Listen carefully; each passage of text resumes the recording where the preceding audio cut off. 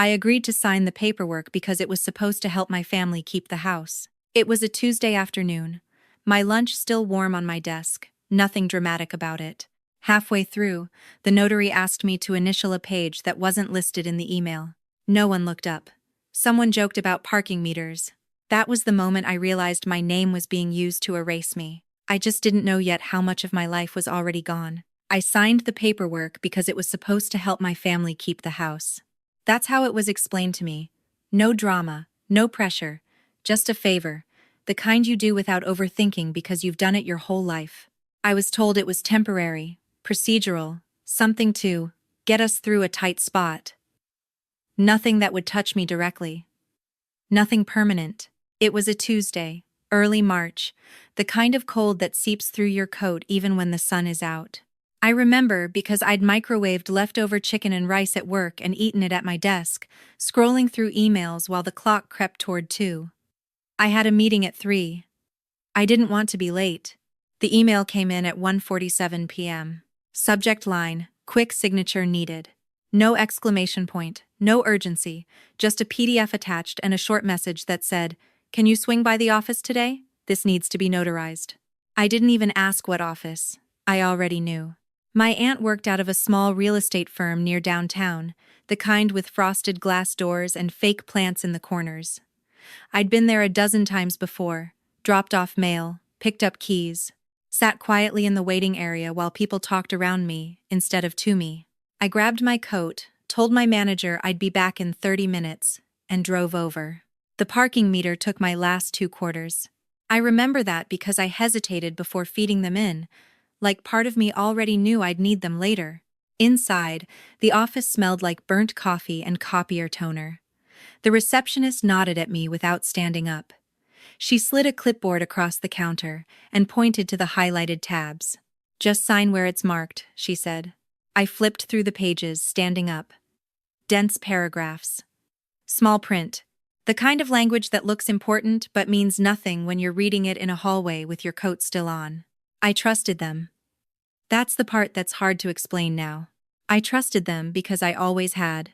Growing up, I was the reliable one, not the loud one, not the impressive one. The one who showed up early, stayed late, filled in the blanks. If something needed handling quietly, it landed on me. That was my role. It had never occurred to me to question it. The notary came out from the back, a woman in her 60s with short gray hair and a cardigan buttoned all the way up. She checked my ID, stamped the page, and slid the clipboard back to me.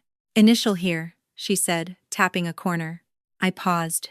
The page number didn't match the index. It was off by 1, a small thing, easy to miss. I almost did. "This page wasn't listed in the email," I said, keeping my voice light. No one looked up.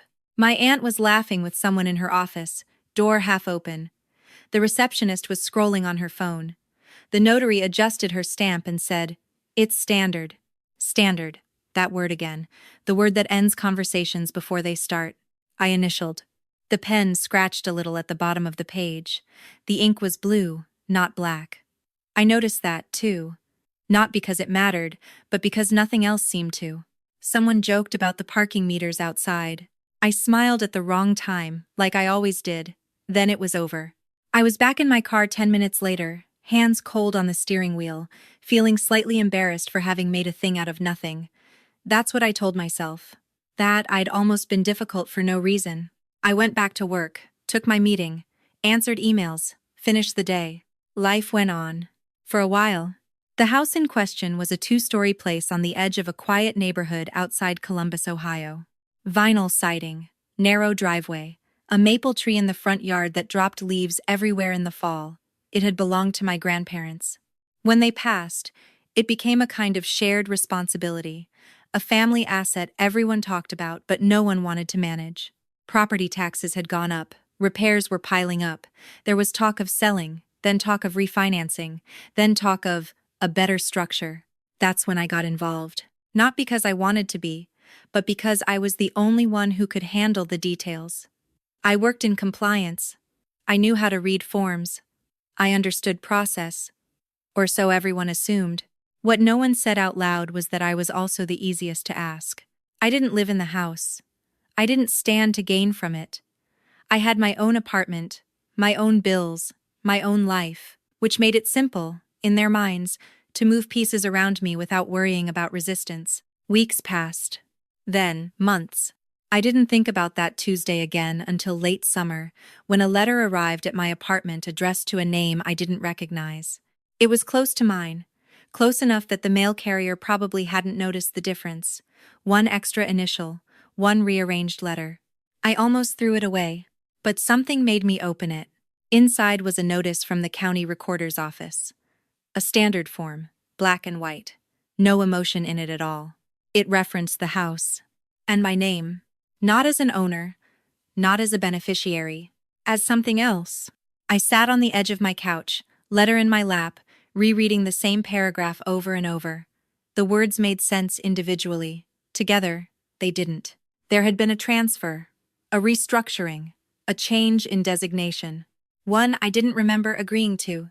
I told myself there had to be an explanation, a clerical error, a temporary filing, something that would be corrected with a phone call and an apology.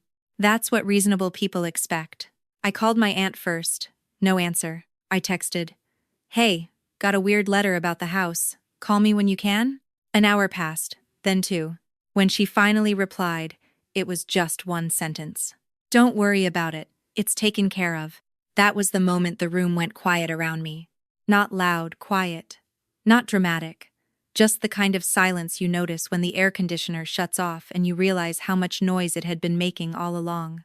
I stared at my phone, thumb hovering over the screen. Taken care of how? For who? I didn't send the message. Instead, I folded the letter back into its envelope and set it on the coffee table, lining it up with the edge the way I always did.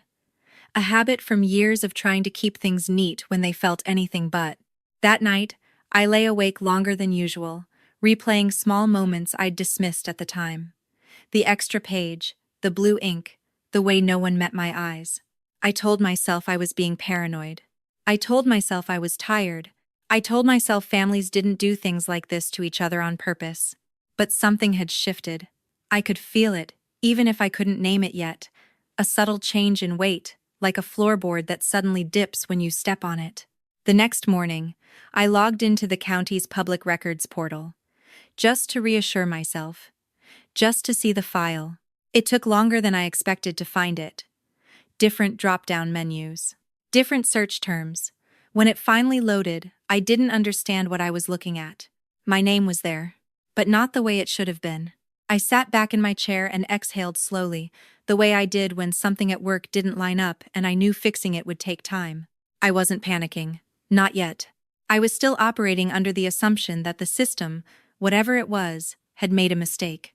What I didn't understand then was that the system was working exactly as designed, and that I had helped build it with my own signature.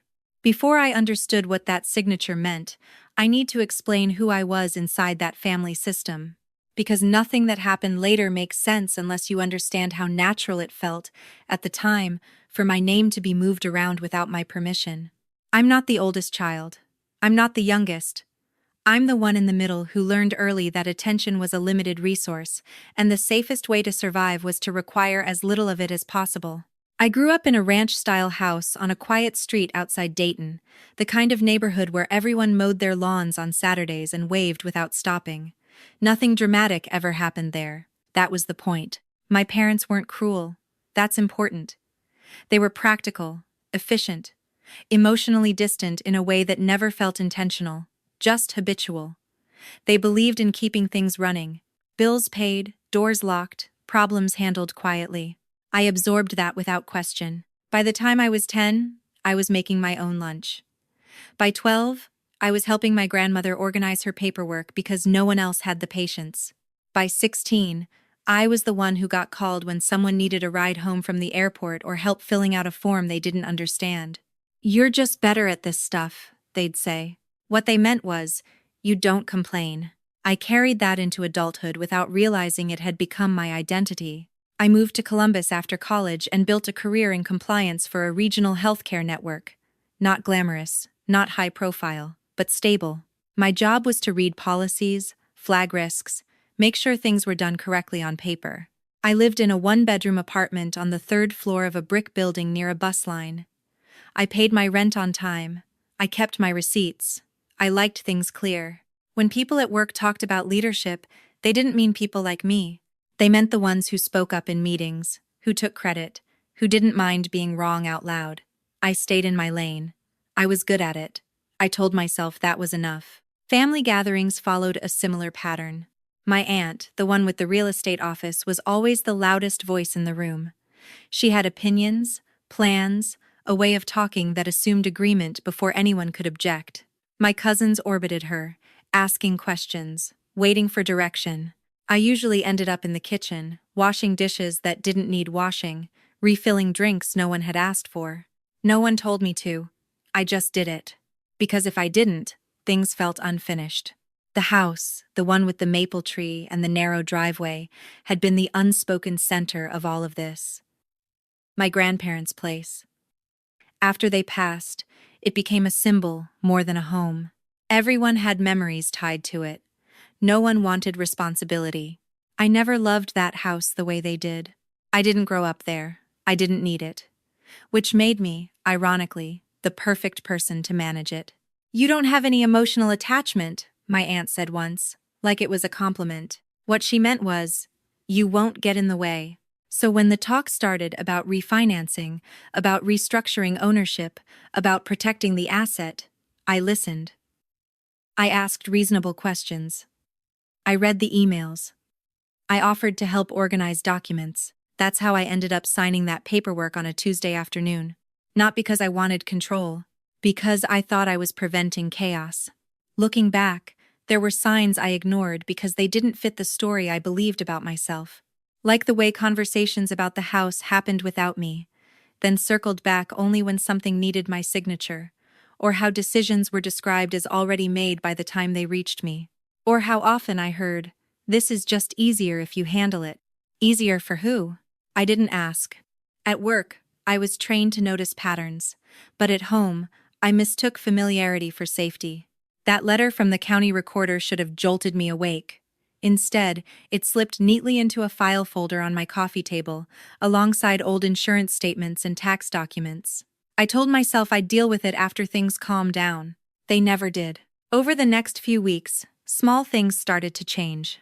Emails I used to be copied on stopped, including my address. When I asked for updates, I got summaries instead of details.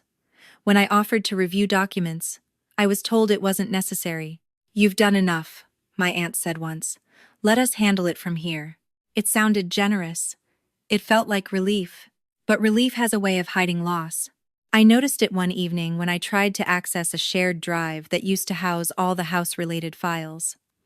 The password didn't work. I tried again. Still nothing. I emailed the office administrator, assuming it was a glitch. Her reply came an hour later. "Your access was removed after the restructuring. You shouldn't need it anymore." Shouldn't need it. That phrase lodged somewhere deep in my chest. I went for a walk that night, circling my block even though it was already dark. The air smelled like cut grass and exhaust. A couple argued quietly on a stoop across the street. Somewhere, a TV played too loud through an open window. Everything looked normal. That's what made it unsettling. Because inside me, something was starting to feel misaligned, like a picture hung slightly crooked that no one else seemed to notice. I started replaying past conversations with new ears. The way my aunt had insisted I sign quickly. The way the notary hadn't explained the extra page. The way everyone had assumed my compliance instead of asking for it. I thought about my job, about how often I warned departments that clarity mattered, that consent had to be informed, that process without transparency was just control wearing a suit. I wondered how I'd miss that at home. Then came the phone call. It was a Sunday afternoon. I was folding laundry when my cousin called, her voice tight, rehearsed. "Hey," she said. "I just wanted to give you a heads up." "About what?" "There's been some talk. About you. About the house." I sat down on the edge of my bed, a clean towel slipping from my hands. "What kind of talk?" A pause. "Nothing bad," she said quickly. "Just that you're not really involved anymore. That it's better this way. Cleaner. Cleaner. Like a line item removed from a spreadsheet." I asked her who had said that. Another pause. Longer this time. I don't want to get in the middle, she said. I thanked her anyway and hung up. That was the first time it occurred to me that this wasn't about the house at all. It was about rewriting the story of who I was in relation to it. Not excluded. Not kicked out. Reassigned. I stood up and went to my desk, pulling open a drawer I rarely used. Inside were old notebooks from work, legal pads filled with notes from audits I'd conducted over the years. I flipped through one absent-mindedly, my handwriting familiar and precise. Margins, arrows, dates, evidence. I stopped. For the first time since that Tuesday, I felt something other than confusion or discomfort. I felt clarity. If this was a system and it was then, it followed rules. And if it followed rules, it left records. I didn't know yet what I was going to do with that realization. I didn't have a plan. I wasn't angry enough for that. But I understood something fundamental in that moment. I wasn't imagining the shift. I was living inside it. And whatever had been done with my name, it hadn't been an accident. There were rules in my family that no one ever said out loud. They didn't need to be spoken because everyone behaved as if they were obvious, like gravity. You didn't question them any more than you questioned why objects fell when you dropped them. You just adjusted your posture and learned how to live without getting hurt. One of those rules was that decisions happened elsewhere, not at the table where everyone sat.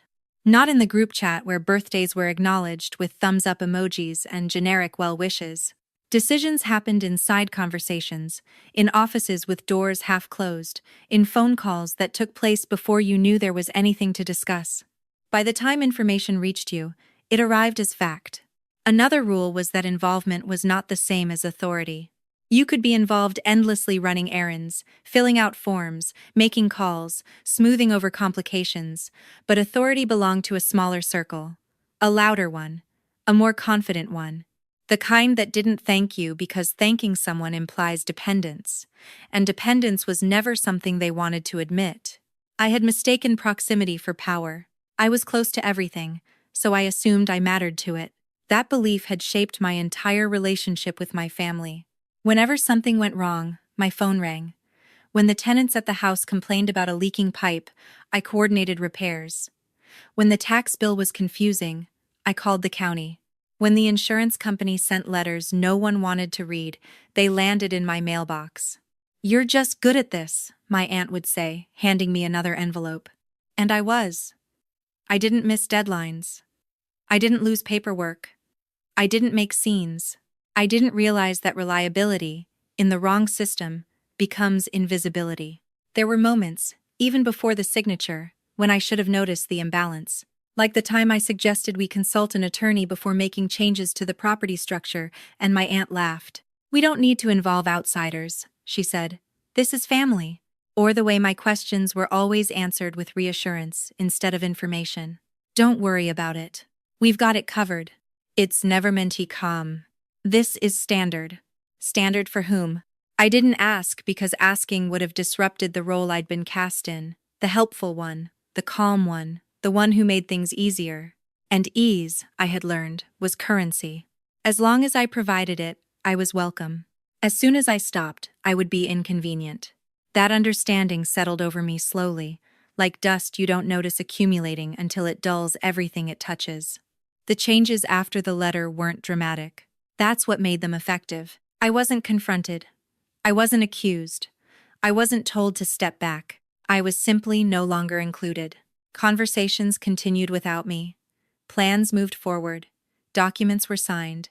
And when my name appeared, it was in places I hadn't expected, performing functions I hadn't agreed to. I started to see it clearly then. The system didn't need me gone. It needed me redefined. My compliance background gave me language for what was happening. Scope creep. Role drift. Authority without accountability. At work, these were red flags. Signs of a process that would eventually fail or be challenged. We trained people to document, to clarify, to slow things down when they felt rushed. At home, I had done the opposite. I had sped up. I had smoothed edges. I had signed quickly. The house became the focal point of this quiet shift. I heard about decisions secondhand. A refinance completed. A new account opened. A management company hired. When I asked why I hadn't been looped in, the answer was always the same. We didn't want to bother you. As if my involvement had been a favor they were relieving me of. One afternoon, I stopped by the real estate office unannounced. I told myself I was just in the neighborhood, that I wanted to say hello. The receptionist looked surprised to see me. "Oh," she said, glancing toward the back offices. "I didn't know you were still involved." Still involved. I smiled politely and said nothing. I sat in the waiting area, watching people come and go, listening to phones ring, doors open and close. My aunt walked past me without noticing at first. When she did, her expression flickered something between surprise and annoyance before settling into a practiced smile. "Hey," she said. "What brings you by?" "I had a question about the property account," I said. I couldn't access the statements. She waved a hand dismissively. "Oh, that.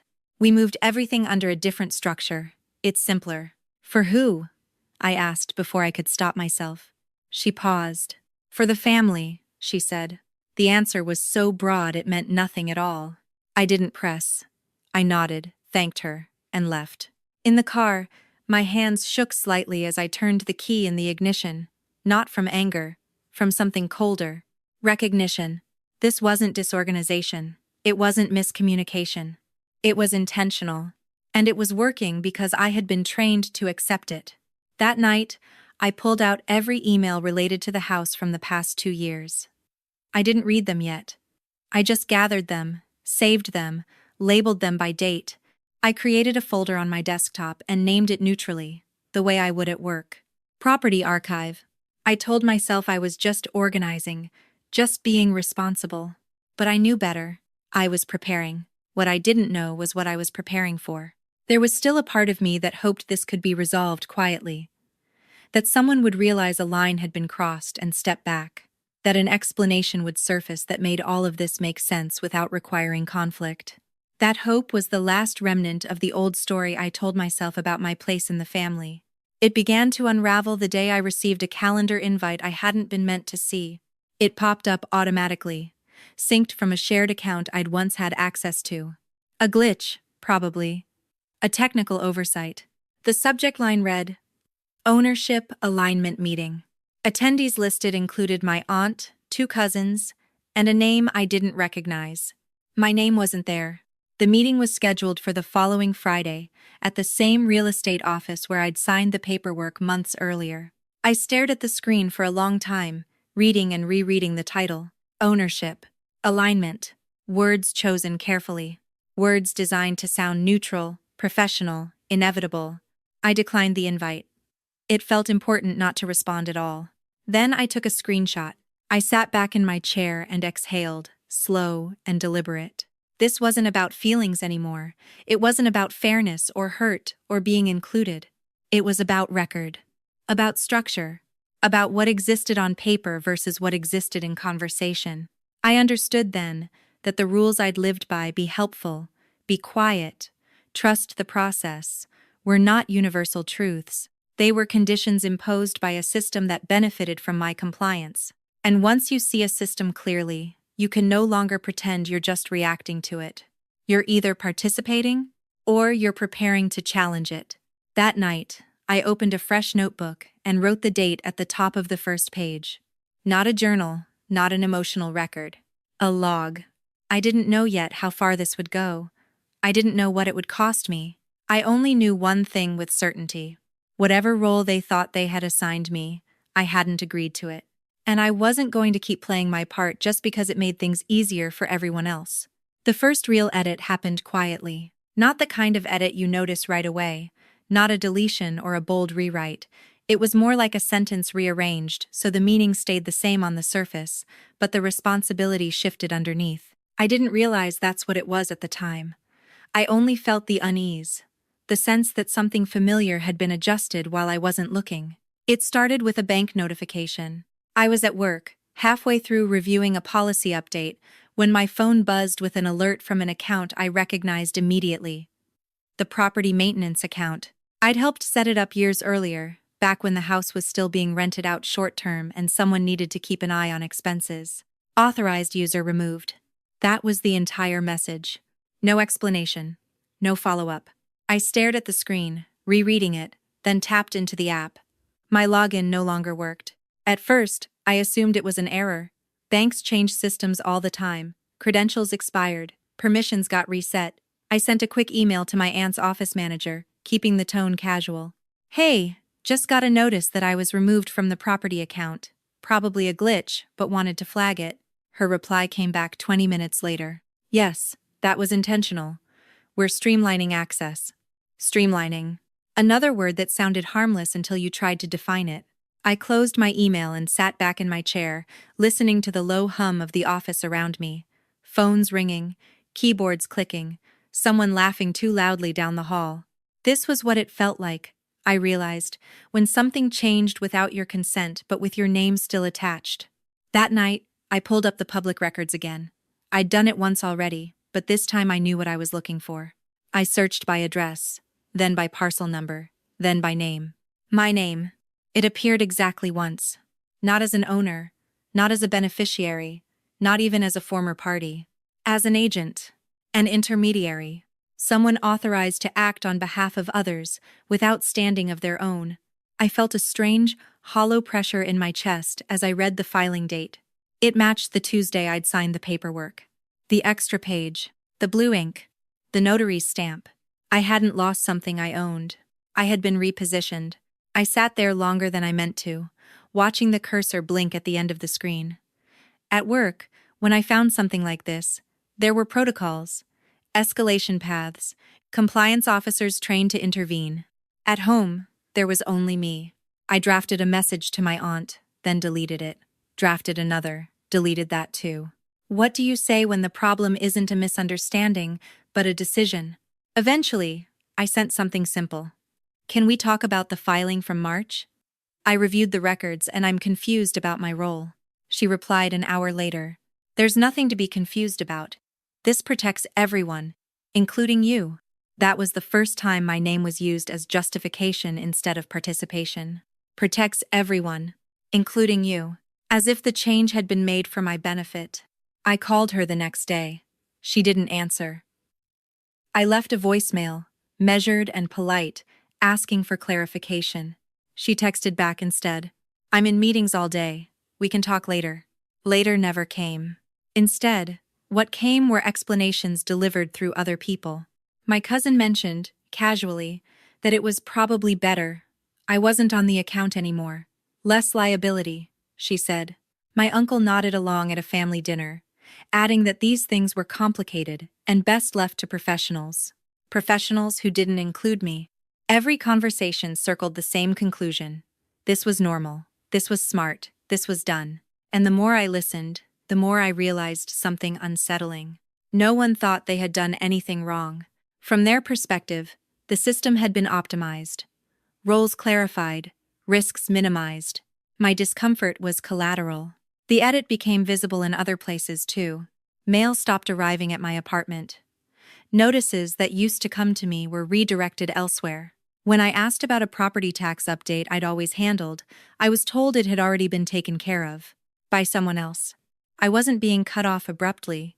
I was being phased out. At work, we called this de-scoping. You removed responsibilities gradually, so there was no disruption, no resistance. I wondered who had taught them that.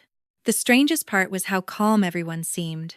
There were no arguments, no raised voices, no accusations. Just reassurances. Trust us. It's handled. Actually. This is how it has to be. The language of inevitability. I started sleeping poorly, not because I was anxious in the usual sense, but because my mind kept replaying small moments, looking for the exact point where things had shifted. Had it been the signature?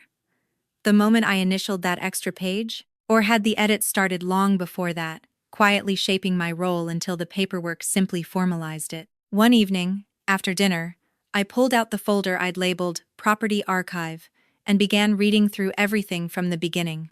Emails, attachments, meeting notes forwarded to me secondhand. Patterns emerged quickly once I stopped giving them the benefit of the doubt. Requests framed as favors. Decisions announced as conclusions. Language that positioned me as helpful but replaceable. I noticed how often my questions had been answered with reassurance instead of information. How rarely anyone had asked for my opinion once things were underway. This wasn't chaos. It was choreography.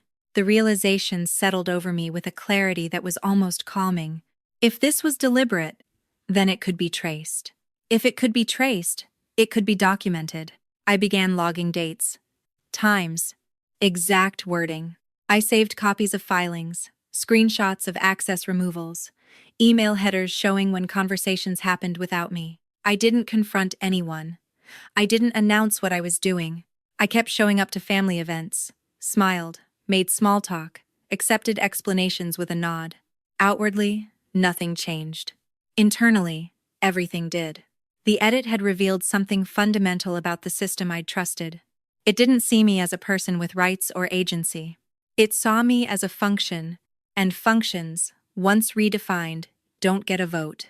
The next piece of evidence arrived by accident. A misdirected email, forwarded to me, instead of someone else. Just one message, sitting in my inbox for less than a minute before it was recalled. I'd already opened it. The subject line read, "Final structure, no further signatures needed." I didn't have time to read the entire body before it disappeared, but I saw enough.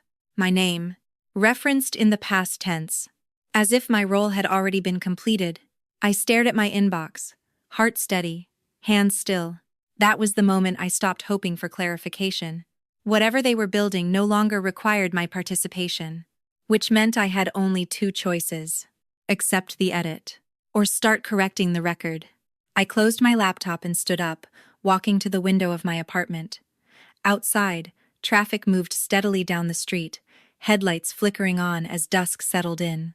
Life, apparently, had no problem continuing. I pressed my palm against the glass and took a slow breath. The first edit had been made without my consent. It wouldn't be the last, but it would be the last one I didn't notice. After the first edit, life continued as if nothing had happened. That was the most disorienting part. I still went to work every morning, still answered emails, still stopped at the same grocery store on the way home and bought the same brand of coffee because it was on sale and tasted fine. The world didn't react to what I'd discovered. No alarms went off. No lines were drawn. On the surface, everything was normal. And that normalcy almost convinced me to let it go. There's a particular kind of pressure that comes from routine. When days stack on top of each other without interruption, they create the illusion that nothing urgent is happening. That whatever feels wrong can be addressed later, when there's more time, more clarity, more certainty. I told myself I was overreacting. I told myself families make messy decisions all the time. I told myself I didn't actually lose anything tangible. I didn't live in the house. I didn't depend on it financially. I wasn't being evicted or disinherited or publicly humiliated. This wasn't dramatic enough to justify escalation. That logic was persuasive because it sounded reasonable. So, I let weeks pass. I attended a family birthday dinner where the house came up briefly in conversation, discussed as if it were an abstract concept rather than a physical place I'd spent years managing. I smiled, nodded, listened to plans being described that I had not been asked to contribute to. No one looked at me to confirm details. No one asked for clarification. I wasn't offended. I was unsettled. At work, I caught myself applying the same analysis I used professionally to my personal life. Observing, categorizing, assessing risk. I knew the signs of a failing process. I knew what it looked like when accountability had been diffused so thoroughly that no one could be held responsible. That's when small things started to slip. A utilities bill went unpaid for a month longer than usual. A repair was scheduled twice and never completed. The property management company sent a notice about missing documentation. I heard about these issues indirectly, through complaints, through passing comments. Each time, my instinct was to step in and fix it, to make a call, to smooth the problem away. I stopped myself. That decision felt unnatural, almost physical, like resisting the urge to catch something before it fell. I wanted to see what would happen if I didn't intervene. The answer was confusion. Not catastrophe, not collapse, just inefficiency, delays, mild frustration. No one thanked me for stepping back. No one acknowledged the shift. Instead, I began to sense irritation. Why weren't things as easy as they used to be? Why did everything take longer now? Why was this suddenly complicated? The implication was clear, even if no one said it directly. I had been a lubricant in the system. My absence introduced friction. One afternoon, my aunt called me for the first time in weeks. "Hey," she said, her tone light. "Quick question." I waited. "The management company is asking for some historical records. Insurance stuff. You probably still have those, right?" I looked at the folder on my desk, the one I'd carefully archived, the records they'd quietly stopped sending me updates about, the files I'd been removed from accessing. "I do," I said. "Great," she replied. "Can you forward them?" There it was. The expectation that my role was still available on demand, even if my authority had been removed. I paused. "What are they for?" I asked. A beat of silence. "Just routine," she said. "Why?" "Because I wasn't part of the routine anymore." "Who should I send them to?" I asked instead. Another pause. "I'll text you an email." She sent an address I didn't recognize. When I opened it, the domain belonged to a law firm. That stopped me cold. No one had mentioned attorneys. No one had said the structure was being formalized further. No one had told me external counsel was involved. They hadn't told me because they didn't think they had to. I forwarded the documents without comment. That night, I lay in bed staring at the ceiling, replaying the call, the casual way she'd reached out, the assumption of access without transparency. The normal life I'd been living suddenly felt staged. Not false exactly, but curated. Designed to keep things moving smoothly while decisions were made elsewhere. The next sign came from a different direction. A letter from the insurance provider arrived at my apartment, addressed to the property entity by name. I opened it out of habit. The policy had been amended, coverage limits adjusted, named parties updated. I scanned the page quickly, then more slowly. My name wasn't there at all. Not as a contact, not as an agent, not anywhere. For years, I'd been listed as the primary point of contact for claims, the person who handled emergencies, the one who knew the history. Now, I was invisible. I folded the letter carefully and added it to my growing archive. The pattern was undeniable now. I hadn't been removed from the system because I was unnecessary. I'd been removed because I was inconvenient, because I noticed things, because I asked questions, because I had access to information that could complicate a narrative being rewritten. Still, no one confronted me. No one said, "We're cutting you out." They didn't need to. They simply acted as if the change had always been this way. This was the quiet power of normalization. Once a new version of reality is repeated enough, it begins to feel inevitable. I started to see how often this happened in other contexts. At work, in politics, in organizations that prided themselves on stability while quietly shifting responsibility away from those least likely to push back. The realization didn't make me angry. It made me alert.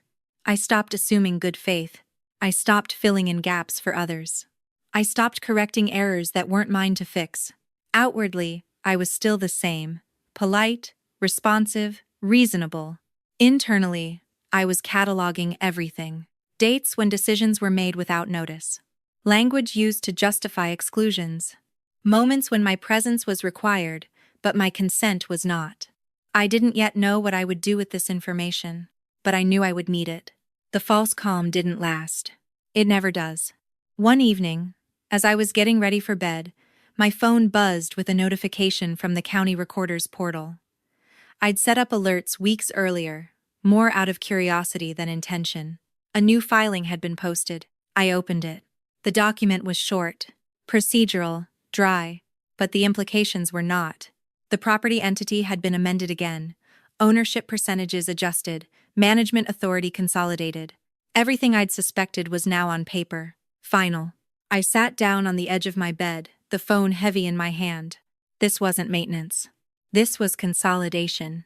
And it had been happening steadily, quietly, while I'd been living my normal life, telling myself nothing urgent was happening. The calm hadn't been peace. It had been cover. I realized then that waiting for clarity was no longer an option. Clarity had already arrived. I just hadn't wanted to accept what it meant. The system had moved on without me, which meant if I wanted to understand it or challenge it, I could no longer pretend I was still part of its inner circle. The false calm was over. Something was coming next. And whatever it would require more than patience to face it. The discovery didn't arrive with drama. There was no confrontation, no explosive email, no confession delivered in a trembling voice. It arrived the way most irreversible things do, through a document you almost don't open because you assume you already know what it will say. I was at my desk at home on a Saturday morning, laptop open, coffee cooling beside me. The county recorder's portal was still pulled up from the night before. I hadn't closed it because some part of me didn't want to give myself the comfort of pretending this could wait. The new filing sat there in a list of PDFs, stamped with a date and time. I clicked it. At first glance, it looked like every other amendment I'd reviewed over the years. Formal language, defined terms, paragraphs that seemed designed to exhaust rather than inform. But I wasn't reading casually anymore. I read it the way I read risk disclosures at work, slowly, line by line. Looking not for reassurance but for impact. Halfway down the second page, I stopped. The language was careful, almost elegant. It described a consolidation of authority, a clarification of roles, a removal of redundancies. Redundancies, that was the word they used. In that moment, I understood something that had been hovering at the edge of my awareness for weeks. This wasn't about excluding me from a property. It was about transferring responsibility without accountability. The document formally named a managing member. It granted signing authority. It outlined decision-making power. And it did something else. It retroactively referenced prior filings, my filing, and reframed them as transitional, temporary, supportive. The word agent appeared again, this time followed by language that limited liability. My role, on paper, had been to absorb exposure. I felt the room tilt slightly, like standing up too fast. This wasn't just an edit. It was a design. They hadn't erased me because I was unnecessary. They had used me because I was useful. And now that the structure was complete, I was no longer required. I scrolled back up and checked the signature pages. The dates aligned perfectly. The extra page I'd initialed. The amendment that followed. The removal of access. The consolidation filing. Each step built on the last. It was clean, efficient, legal. I leaned back in my chair and stared at the ceiling, my coffee forgotten. At work, when we discovered something like this, when a system had been deliberately structured to shift risk onto someone without their informed consent, we had procedures, investigations, compliance reviews, corrective action plans. At home, there was only silence. I didn't cry. I didn't feel angry in the way I'd expected to. What I felt was recognition. This was the same pattern I'd seen dozens of times professionally, just wearing the familiar face of family. The same assumptions. The same language. The same reliance on someone's goodwill to cover structural imbalance. The only difference was that this time, the someone was me. I downloaded the document and saved it to my desktop. Then I opened a fresh folder and labeled it carefully. Filings final. I printed the PDF, something I almost never did anymore, and laid the pages out on my kitchen table. There's something about paper that forces you to confront reality. You can't minimize it.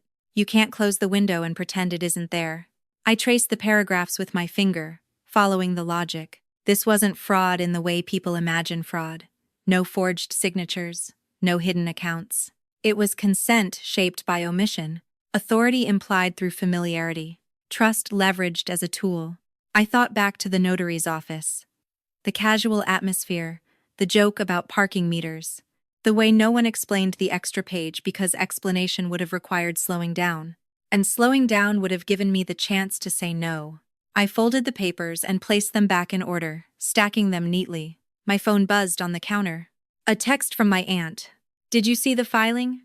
Everything's finalized now. We can all relax. Relax. I stared at the word until it blurred. I typed a response, then deleted it. Typed another. Deleted that too. What could I say that wouldn't be dismissed as emotional, as overreaction, as sour grapes? This was the trap of being the reasonable one. Once you're labeled that way, any objection feels like a deviation. Instead of replying, I opened my laptop again and pulled up my archived emails. I searched for the original message that had asked me to sign the paperwork. Quick signature needed. I opened the attachment. There it was. The same document. the extra page buried in the middle. I compared it to the finalized filing line by line. The language matched. They hadn't added anything later. They had planned it from the beginning. That realization settled over me with a heaviness that had nothing to do with surprise and everything to do with clarity. This wasn't something that had gotten out of hand. It had gone exactly as intended. I closed my laptop and stood up, pacing the length of my apartment. The space felt smaller than usual, the walls closer. Every instinct told me to call someone, to explain, to seek validation. I didn't. I knew how those conversations would go. They'd tell me I was misunderstanding, that I was reading too much into it. They'd remind me that no one had meant to hurt me. Intent, I'd learned, was often used to erase impact. Instead, I did what I always did when something mattered. I documented. I created a timeline, dates, filings, communications, access changes. I noted when I'd been removed from accounts, when documents stopped being shared, when attorneys entered the picture. I didn't editorialize. I didn't speculate. I just recorded facts. By the time I finished, the sun had shifted in the window, casting long shadows across the floor. Hours had passed without me noticing. I sat down and read through the timeline once more. There it was. A complete narrative. Not emotional. Not subjective. Just a sequence of actions that told a story no one had bothered to explain to me. I wasn't panicking anymore. I wasn't even angry. I was focused. Because now that I understood what had been done, I also understood something else. They believed this was over. They believed the structure was locked. They believed I would accept the role they'd assigned me and move on quietly, grateful to have been protected. They had miscalculated one thing. They had assumed I wouldn't read closely, that I wouldn't recognize a system when I saw one, that I wouldn't know what to do with evidence. I picked up my phone and opened my calendar. The ownership alignment meeting, the one I'd declined weeks earlier, was marked as completed. No notes, no follow-up. But another event was listed for the following month. A public records review session. Routine, administrative. The kind of thing no one worried about because it was usually a formality. I stared at the date, then at the timeline I'd built. For the first time since this began, I felt something shift in my favor. Not hope. Preparation. They had finished building their structure, which meant it was time for me to decide what to do with the truth I now had. And this time, the decision would be mine alone. Silence, I learned, is not the same as surrender. For most of my life, I had treated silence as something passive, a default setting, the absence of conflict. If I didn't speak, things stayed calm. If I didn't object, people assumed agreement. Silence kept relationships intact, even if it meant parts of me went unacknowledged. This time, silence was a choice. I didn't respond to my aunt's text. I didn't call her back later that night or the next day. I let the message sit there, unanswered. Not because I didn't have words, but because any words I offered would be absorbed into the story they were already telling themselves. If I reacted emotionally, I'd be framed as unstable. If I argued, I'd be framed as ungrateful. If I demanded explanations, I'd be told it was already done. I had seen this play out too many times in other people's lives to miss the pattern now. So I did nothing.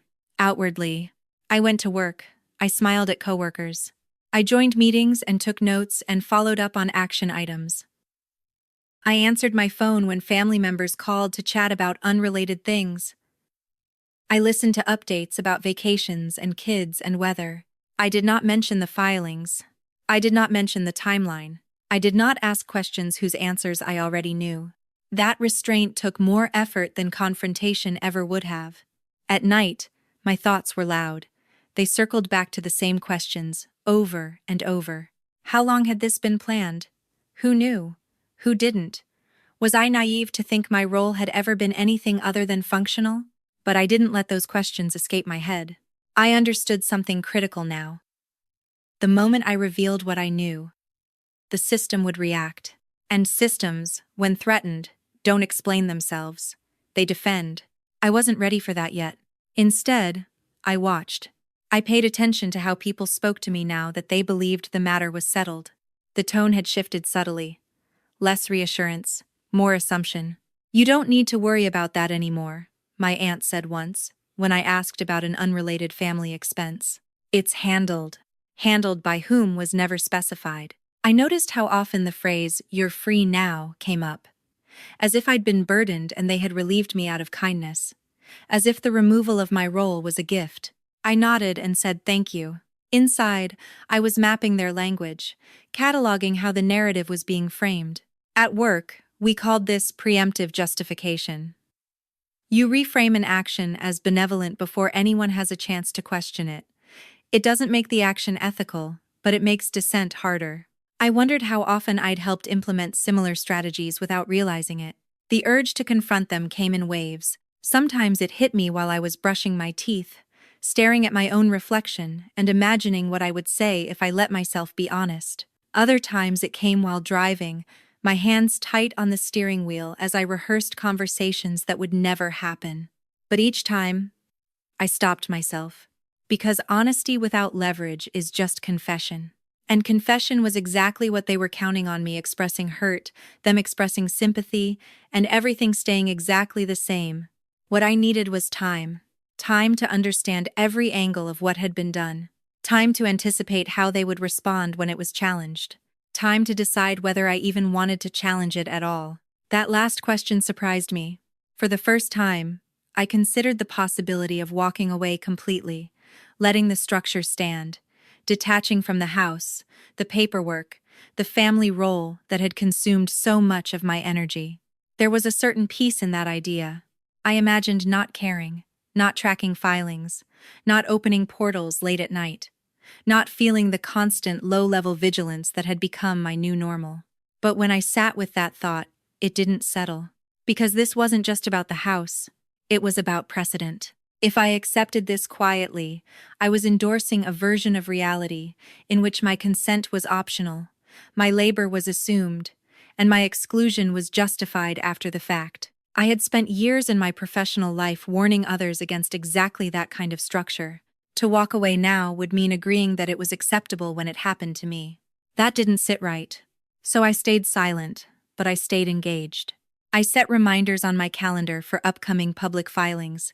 I bookmarked relevant statutes. I read about fiduciary duty in my state, about agency law, about how roles like mine were supposed to be disclosed and limited.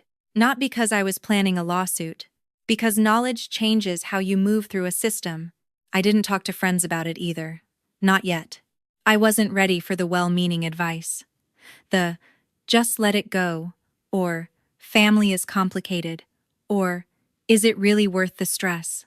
I needed clarity before comfort. One evening, as I was reviewing my timeline again, I noticed something I hadn't paid much attention to before. The initial filing, the one I'd signed, listed a mailing address for the property entity.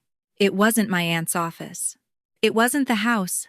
It was a P.O. box in a neighboring county. I searched the address. It belonged to a registered agent service.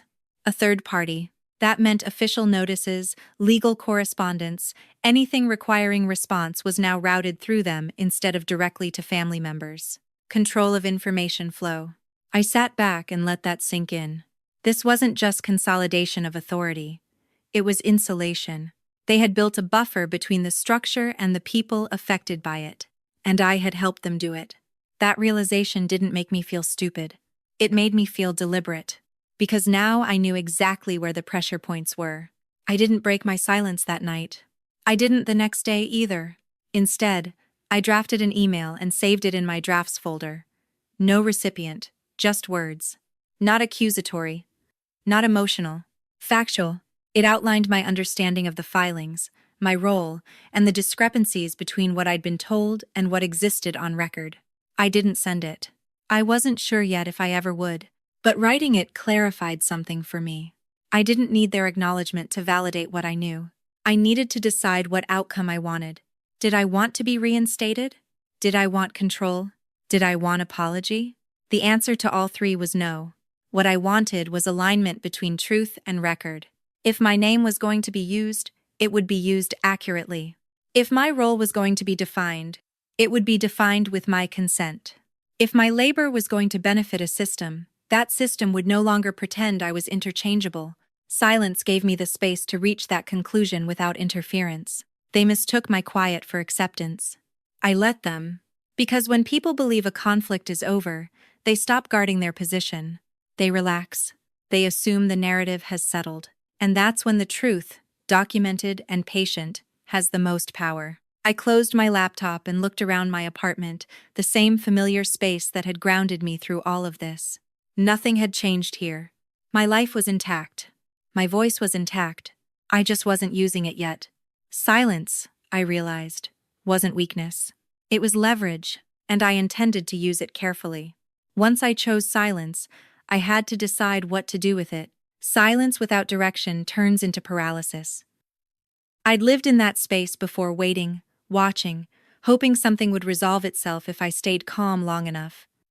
This time was different. This silence had a purpose, and that purpose required structure. So I treated it like a project. Not a personal one. Not an emotional one. A procedural one. Every evening after work, I sat at my desk and worked methodically. No music. No distractions. Just the soft hum of my laptop and the occasional click of a pen against the notebook I now kept open beside me at all times. I started by rebuilding the story as if I were an outsider. Not my story. The story. Who initiated the changes? When authority shifted? What documents enabled that shift? Who benefited? Who absorbed risk? When you remove yourself emotionally, patterns sharpen. I created a spreadsheet, dates in one column, actions in another. Supporting documents linked where possible. I didn't label anything as betrayal or manipulation. I didn't speculate about motives. I stuck to verifiable facts. That discipline mattered. It kept me grounded. It also protected me from the temptation to rush. At work, we warned against premature escalation all the time. You don't act until you understand the full system, because once you do, your options narrow. People stop volunteering information. Language becomes defensive. Doors close. I needed doors to stay open a little longer. The next step was understanding my role precisely, not how it had been described to me, but how it existed in law. I spent hours reading statutes I'd skimmed in the past: agency law, fiduciary duty, disclosure requirements, the difference between consent and authorization. It became clear quickly that my role, as documented, carried obligations without corresponding authority. That imbalance wasn't accidental. In my professional life, we called that a red flag, something regulators paid close attention to, something that could unravel an entire structure if examined closely enough. But I wasn't thinking about regulators. Not yet. I was thinking about leverage. One night, after several hours of reading, I realized I was missing something: context. The filings told me what had been done, but not why it had been structured this way instead of another. That question led me somewhere unexpected. I scheduled a consultation with a professional I'd never needed before, not a lawyer, not yet, but a former colleague who'd left compliance to work in corporate governance. Someone who understood systems, but wasn't personally invested in mine. I framed the conversation carefully. Hypothetical. Redacted. No names. If a family entity restructures authority this way, I asked, what would you assume they were trying to accomplish? She didn't hesitate. They're limiting exposure, she said, and centralizing control. Whoever designed this didn't want accountability spread out. And the agent role? I asked. That's usually used to create distance. If something goes wrong, responsibility points outward first. I thanked her and ended the call. That single conversation confirmed what I already knew but needed to hear out loud. This wasn't messy family decision-making. It was intentional risk design. After that, my preparation shifted. I stopped thinking about whether I had been wronged and started thinking about how the system would respond if challenged. Who would speak? Who would stay silent? Who would claim ignorance? I mapped relationships, not emotionally, structurally. Who deferred to whom? Who handled communication? Who avoided specifics? I noticed that the loudest voices were rarely the ones signing documents, that authority was concentrated but visibility was diffused. Classic. I also noticed something else. No one had asked me, directly, whether I agreed with the final structure. They assumed silence meant consent. That assumption was going to matter later. I began drafting statements, not messages, not confrontations, but records. Plain language summaries of my understanding of the situation, written as if they might one day be read by someone with no prior context. I didn't accuse, I clarified. I used phrases like, based on my review of public filings, and to ensure alignment between record and understanding. The language felt familiar, professional, controlled, safe. I saved each draft with a date, then closed it without sending. Meanwhile, the system continued operating without me. I heard updates secondhand. A refinancing completed. A contractor hired. A management decision reversed and then reinstated. Each time, I noted the inconsistency. Each time, I resisted the urge to step in. That restraint wasn't easy. There's a particular discomfort in watching something you once managed drift into inefficiency and knowing you could fix it in a single phone call. Letting it falter felt irresponsible. But responsibility without authority is a trap. I wasn't going to fall into it again. One evening, while reviewing another filing, I noticed a procedural detail that changed everything. The consolidated authority structure had a reporting requirement. Annual, mandatory, public. It wasn't well advertised. Buried in the language. Easy to overlook if you weren't looking for it. But I was. That requirement meant there would be a formal moment when representations had to be made on record, when roles had to be stated clearly, when omissions mattered. It wasn't a confrontation. It was a checkpoint. And it was coming up in 6 weeks. I sat back and stared at the date on my screen. 6 weeks wasn't much time, but it was enough. Enough to be precise. Enough to be ready. I didn't tell anyone what I'd found. I didn't change my behavior outwardly. I continued answering messages politely, continued attending family events, continued being the calm, reasonable presence everyone expected. But internally, something had shifted. I wasn't waiting anymore. I was positioning. The last piece of preparation came from an unexpected place. A casual conversation with a neighbor, of all people, while we waited for the elevator in my building. He mentioned, offhandedly, that he'd recently attended a county review session for a nonprofit board he sat on. They're usually boring, he said. But once in a while, someone asks a question that changes the whole tone of the room. That sentence stayed with me. I didn't need to make a statement. I didn't need to accuse. I just needed to ask the right question. One that forced alignment between what was being said and what existed on paper. That night, I refined my notes. I reduced pages of documentation into a single, clean summary. One timeline, one discrepancy, one clear point of clarification. Not emotional, not personal, accurate. I read it out loud once, listening for anything that sounded reactive or speculative. I adjusted wording until it didn't. When I finished, I closed the notebook and sat quietly for a long time. I thought about the cost of what I was doing. Not financially, not legally. Relationally, I knew that once I spoke, even calmly, even professionally, things would change. People who had relied on my silence would feel exposed. The narrative they'd been telling themselves that everything was settled, that I was fine, would no longer hold. I also knew I couldn't unknow what I knew. Preparation had given me clarity. Clarity had given me resolve. This wasn't about reclaiming control. It was about refusing to be misrepresented. I turned off the light at my desk and went to bed.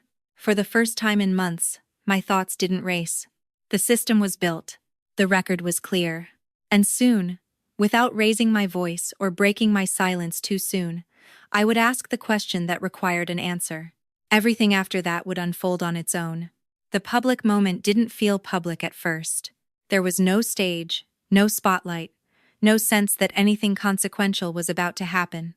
It took place in a windowless conference room on the 3rd floor of the county administration building, the kind of room designed to make everything feel procedural and forgettable.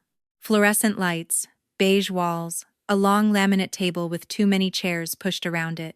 I arrived early, not out of nerves, but habit. I checked in at the front desk, signed my name on a clipboard, and took a seat near the end of the table. I wore what I always wore to work, dark slacks, a neutral blouse, flat shoes. Nothing that drew attention. Nothing that suggested confrontation. That was important. I wasn't there to disrupt. I was there to clarify. One by one, People filtered in. County staff. A clerk with a stack of folders. A man from the registered agent service I recognized from filings. My aunt arrived last, speaking quietly into her phone as she took a seat across from me. She didn't look at me. That didn't sting the way it might have once.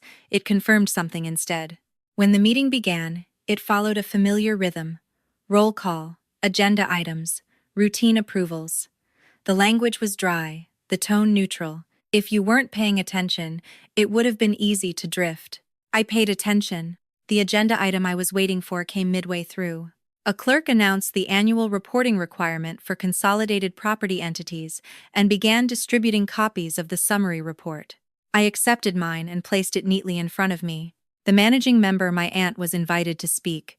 She stood, smoothed her jacket, and launched into a practiced explanation of the structure. Efficient. Confident.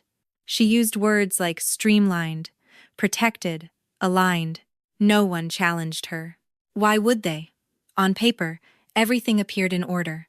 As she spoke, I noticed how comfortable she looked, how relaxed. This was her environment. This was what she'd prepared for. I waited. When she finished, the clerk asked if there were any questions or clarifications. The room was silent for a beat. Then I raised my hand. It wasn't dramatic, just a small movement. A signal. My aunt's head turned sharply toward me, surprise flashing across her face before she masked it. For the first time since this began, our eyes met. Yes, the clerk said. I stood, holding the summary document loosely in my hands. I'm listed here as an agent in the transitional filings referenced in this report, I said calmly. I just want to clarify how that role is being represented going forward. The clerk nodded, flipping through her copy. Your name appears in prior documentation, she said, but not in the current structure. That's correct, I replied. What I'm asking is whether the record reflects that my authorization was limited to specific administrative actions and not ongoing liability. The room shifted. Not audibly. Subtly. People leaned forward. Pens paused mid-note. The clerk looked up at me, then at the registered agent representative. That would depend on the disclosures made at the time of filing, she said carefully. I have copies of those disclosures, I said, placing a single document on the table. They don't specify duration or scope beyond the initial transaction. There it was. Not an accusation, not a demand. A discrepancy. My aunt opened her mouth to speak, then closed it again. She glanced at the representative beside her, who was suddenly very interested in his papers. The clerk accepted the document, scanned it quickly, then set it aside. Thank you, she said. We'll need to review this. The words were polite. The implication was not. For the first time, the narrative slowed. The rest of the meeting continued, but the tone had changed. Conversations were more deliberate, language more cautious. When the agenda concluded, no one rushed to leave. I gathered my things calmly, sliding my notebook into my bag. As I stood, my aunt finally spoke. Can we talk? She asked, her voice low. Not right now, I said evenly. This seemed like the appropriate forum for clarification. I didn't wait for her response. In the hallway outside the conference room, I leaned against the wall for a moment, letting the hum of the building settle around me. My heart was steady. My hands were still. I hadn't raised my voice. I hadn't embarrassed anyone. I had simply placed truth back into the record. That was enough. My phone buzzed almost immediately. A text from my aunt. You blindsided me. I looked at the message, then slid the phone back into my pocket without replying. Blindsiding requires surprise. What I had done was reveal something that had been hidden in plain sight. I walked out of the building into the afternoon light. The sky was overcast, the air heavy with the promise of rain. People moved past me on the sidewalk, wrapped up in their own routines, unaware that anything had shifted at all. And yet, something had. By the time I reached my car, 2 more messages had come in. We could have handled this privately. You didn't need to make it public. Public. That word again. As if the filings themselves weren't already public records. As if the system hadn't relied on that invisibility to function. I drove home in silence, the radio off, my thoughts clear. I hadn't won anything. There had been no verdict, no apology, no dramatic reversal. but the structure they'd built now had a visible fault line. And fault lines don't disappear once they're acknowledged. That evening, an email arrived from the registered agent service. Polite, formal, requesting clarification on my role and any limitations that should have been noted previously. I replied with a single sentence. Please refer to the original authorization documents attached. I attached the same page I'd initialed months ago. The extra page. The blue ink.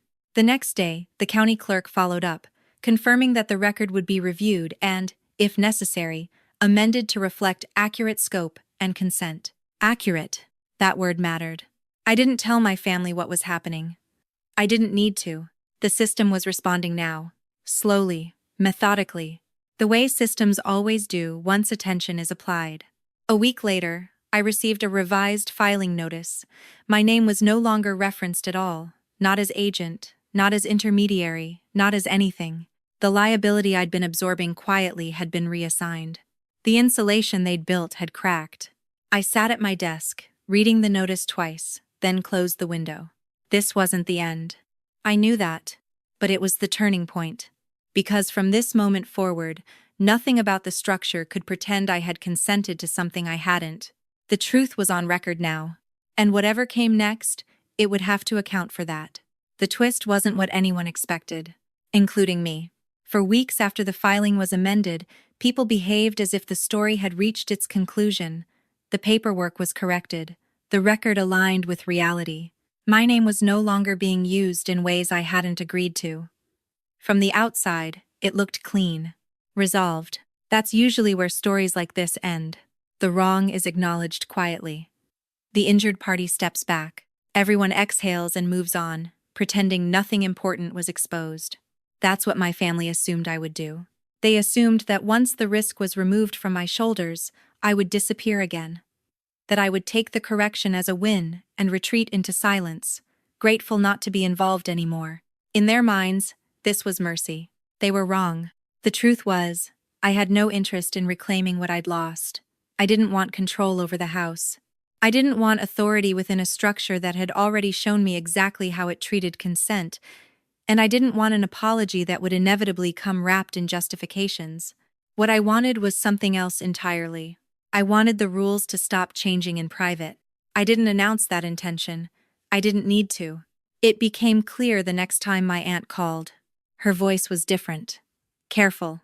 Measured. We need to talk about how things work going forward, she said. I agreed to meet her at a coffee shop halfway between our homes. Neutral territory. Public, but not performative. She arrived early this time. Stood when I walked in. Offered to buy my drink. Small gestures, strategic ones. We sat across from each other, hands wrapped around paper cups, steam curling up between us. I didn't realize how much responsibility you'd been carrying, she began. We should have communicated better. I nodded. That wasn't untrue. It also wasn't enough. She continued, outlining a revised plan. A committee, regular updates, transparency measures, all the right words, all the right concessions. What she was offering was inclusion. What she expected was closure. I listened until she finished, then set my cup down. I don't want a seat at the table, I said. She blinked, clearly thrown off. I don't want to be involved in managing the property, I continued. And I don't want authority or oversight. He will go. Confusion crossed her face, followed by relief she didn't try hard enough to hide. Then what do you want? She asked. I took a breath. I want the structure to reflect what it actually is, I said, not what's convenient. She frowned slightly. I don't understand. I leaned forward, resting my hands flat on the table. For years, decisions were made privately and framed as inevitable, I said calmly. Roles were assigned without discussion. Responsibility was shifted without consent. That didn't happen because of one mistake. It happened because the system allowed it. She opened her mouth to respond, but I continued. I'm not asking to be put back into that system. I'm asking that it stop pretending those practices are normal. Her eyes narrowed. And how exactly do you expect us to do that? By us, she meant herself and the others who had benefited from the ambiguity. I expect documentation, I said. Clear roles, defined authority, written consent. No more standard practice without explanation. That's excessive, she said, irritation creeping into her voice. No, I replied evenly. It's accurate. There was a long pause. This was the moment where most people would soften, reassure, backtrack to keep the peace. I didn't. I understood something now that I hadn't before. This wasn't about being wronged. It was about refusing to participate in a system that required my silence to function. If the structure can't stand up to clarity, I said, then it shouldn't stand at all. She stared at me, a mixture of disbelief and something like betrayal in her expression. You're making this harder than it needs to be, she said. I nodded. Yes, I said, because easy is what allowed this to happen. We left the coffee shop without hugging, without resolution, and without an agreement. That was the real twist. I didn't leave, but I didn't reconcile either. In the weeks that followed, the effects rippled outward. Emails became longer, more careful. People stopped making assumptions about my availability. When decisions were made, they were documented, not implied. I noticed something else too. Others started asking questions. A cousin emailed me privately, asking how I'd found certain filings. Another mentioned feeling uneasy about how decisions had always been framed. Someone else asked if it was normal to be excluded from conversations that affected them financially. I answered honestly. Not emotionally. Not dramatically. Just factually. I wasn't rallying anyone. I wasn't trying to build a coalition. I was simply no longer absorbing discomfort on behalf of the system. And systems don't like that. Family gatherings changed. I was still invited, but the tone shifted. Conversations were more guarded. Jokes that used to land easily now fell flat. People watched their words around me, unsure whether I would challenge something they'd always gotten away with saying. It was uncomfortable. Not because I'd done something wrong, but because the unspoken rules were no longer reliable. At one point, my aunt pulled me aside during a holiday dinner. You've made things tense, she said quietly. I looked at her, the clatter of dishes and conversation filling the room around us. No, I said. I've made them accurate. 80. That cost me more than I'd expected. I wasn't cut off. I wasn't disowned. But I was no longer central. I became someone people had to think around instead of leaning on by default. That shift was subtle, but it was real. And it hurt. There were nights I went home feeling lonelier than I had when I was being used. Nights I questioned whether insisting on clarity had been worth the distance it created. But then, I'd open my files. I'd look at the corrected record. I'd remember the feeling of realizing my consent had been assumed rather than requested. And the doubt would settle. Because what I'd done wasn't about punishment or revenge. It was about refusing to let convenience masquerade as care. I hadn't burned the system down. I'd stayed inside it and removed the insulation that made it comfortable for some and costly for others. That was the price. And I paid it knowingly. The final realization came quietly one evening as I sat alone in my apartment, reading through an email thread where a decision was being discussed openly, with everyone CC'd, questions asked, assumptions challenged. It wasn't efficient. It wasn't smooth, but it was honest. And for the first time, I understood the true nature of what I'd changed. I hadn't reclaimed my place. I'd changed the conditions for having one. Whether anyone else liked it or not, the aftermath didn't arrive all at once. There was no single conversation where everything was said, no dramatic fallout that made it obvious who stood where. Instead, it unfolded the way real consequences usually do, slowly, unevenly, through absence rather than attack. The first thing I lost was access. Not to documents, not to information, to ease. Before all of this, family interactions had required very little effort from me. I showed up. I helped. I listened. I absorbed. My presence made things smoother, quieter, less complicated. People didn't have to think about how decisions landed because I softened the impact. Afterward, that ease was gone. I noticed it at a family dinner a few weeks after the coffee shop conversation. Nothing was openly hostile.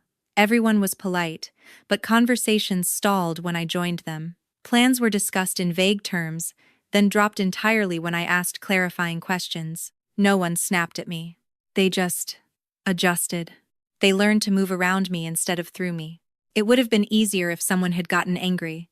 Anger at least acknowledges connection. What replaced it was something colder and harder to name. Caution. People weighed their words, checked each other's expressions before speaking, deferred decisions that used to happen casually. The system was still there, but it was no longer frictionless. And friction makes people uncomfortable. I became, quietly, the reason things took longer. Not because I was obstructing, but because I no longer filled in gaps automatically. I didn't interpret silence as instruction. I didn't translate vague language into action. If something wasn't clear, I asked for clarity. That alone was enough to change the temperature of every room I entered. I lost a version of belonging I hadn't realized I was clinging to. It wasn't affection. It wasn't closeness. It was usefulness.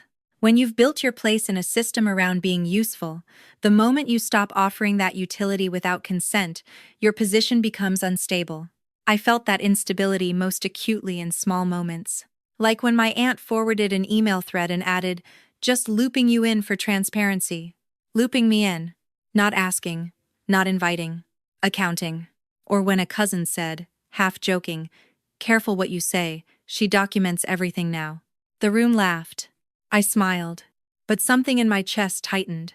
I hadn't changed my behavior nearly as much as they'd changed their perception of it. The cost wasn't isolation. I was still included, still present. The cost was distance. A subtle recalibration of how much of me was allowed in. There were days I wondered if it would have been easier to let the structure stand, to accept the quiet correction and move on without insisting on accuracy, to preserve the old rhythms, even if they were built on something false. But then I'd remember what it felt like to realize my name had been used without my consent, to see my role reframed after the fact, to understand that my silence had been interpreted not as trust, but as permission, and I'd know I couldn't have gone back. At work, something unexpected happened. I found myself speaking up more. Not dramatically, not forcefully, but earlier. I asked questions before decisions were finalized. I flagged risks before they were buried. I noticed when roles were implied instead of agreed upon. Colleagues responded differently than my family had. They didn't withdraw. They engaged. Sometimes they pushed back. Sometimes they thanked me. Sometimes they adjusted their plans. It struck me then how much of what I'd experienced at home had been normalized as just how things are, when in fact it was a choice, one particular kind of system, not an inevitable one.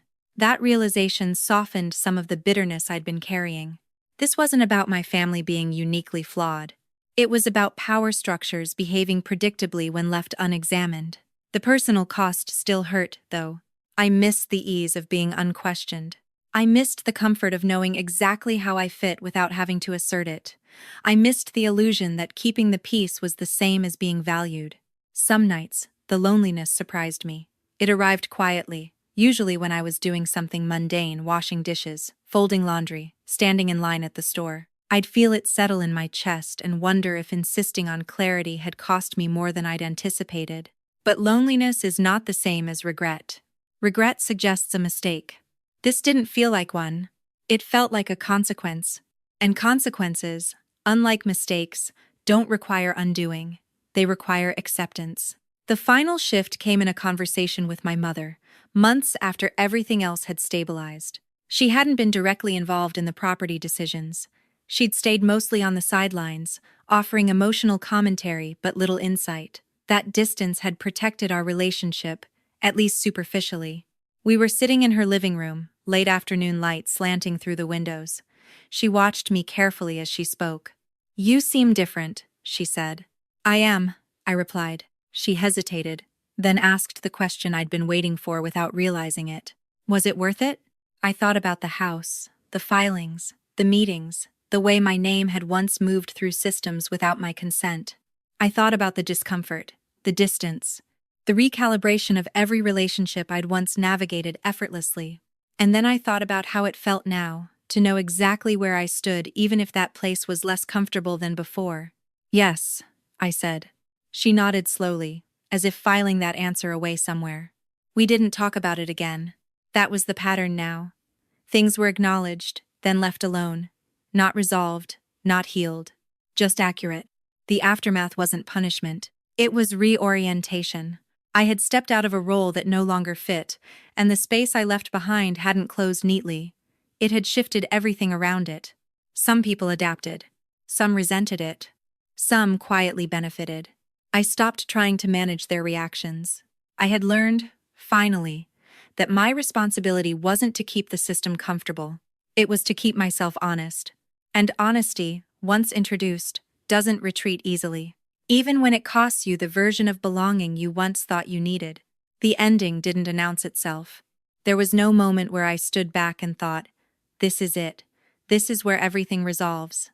If anything, it arrived disguised as an ordinary morning, the kind I would have overlooked a year ago without a second thought. I woke up before my alarm. The apartment was quiet, the city outside still half asleep. A thin band of light cut across the ceiling, pale and steady. I lay there for a few minutes, listening to the hum of the refrigerator, the distant sound of a bus braking at the corner. Nothing was wrong. That realization came gently, without fanfare. I made coffee and stood at the counter while it brewed, scrolling through emails on my phone. There was a thread from my family logistics for an upcoming holiday, who was bringing what? Times and addresses clearly laid out. No assumptions. No vague language. No one volunteering my time or resources without asking. At the bottom of the thread, a simple line appeared. Let me know if this works for everyone. I stared at it longer than necessary. It wasn't an apology. It wasn't an acknowledgement of the past, but it was accurate. I replied with a yes and set my phone down. That was when I noticed something else. The absence of urgency. For months, my days had been shaped by vigilance, checking filings, monitoring language, anticipating the next move in a system that had once relied on my silence to function. Even after everything stabilized, some part of me had stayed braced, waiting for another shoe to drop. That morning, the bracing was gone. I wasn't relieved. Relief implies escape from danger. I was settled. I dressed for work, grabbed my bag, and stepped outside. The air was crisp, the sky clear in a way that made everything feel sharper. As I walked to my car, I caught my reflection in the window of a parked sedan and paused. I looked the same. Same posture, same clothes, same face I'd known my whole life. But something about how I occupied my body had changed. I wasn't smaller anymore. At work, the day unfolded without incident. Meetings came and went, questions were asked, decisions were documented. I noticed how often people paused now, checking assumptions before proceeding. Not because of me specifically, but because I'd made it normal to slow things down when clarity mattered.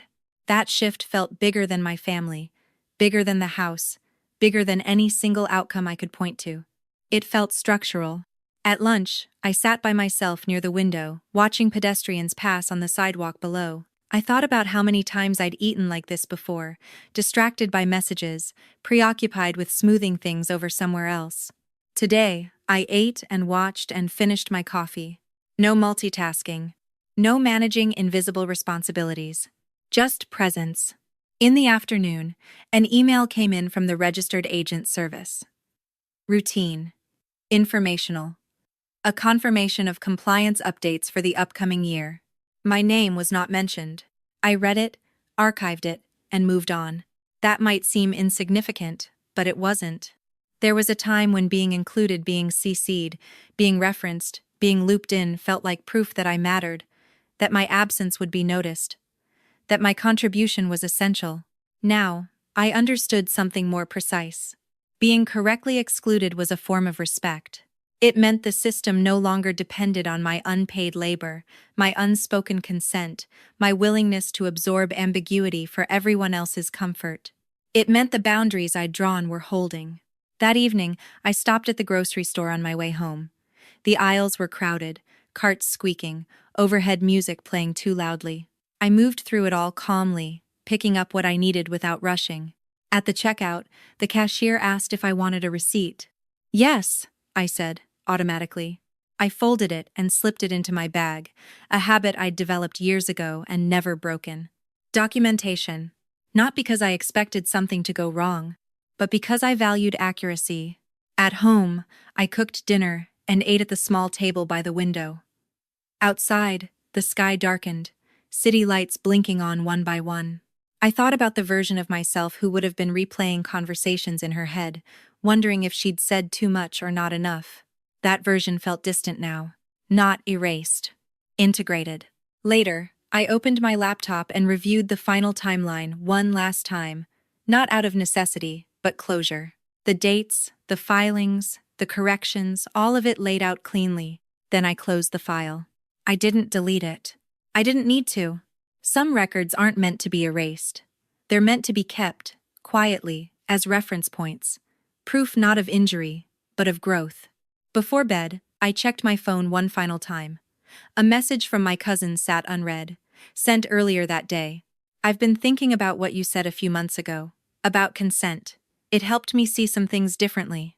I stared at the screen, then typed a brief response. I'm glad. I didn't elaborate. I didn't need to.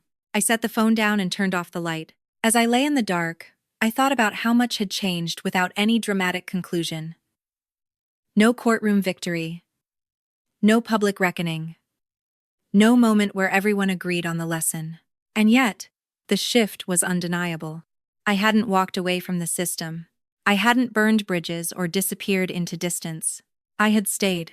And by staying, by insisting on alignment between truth and record, consent and action, I had changed the conditions of belonging. It wasn't comfortable. It wasn't clean.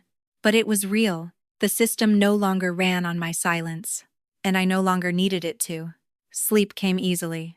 Not because everything was perfect, but because, for the first time, nothing in my life required me to pretend otherwise.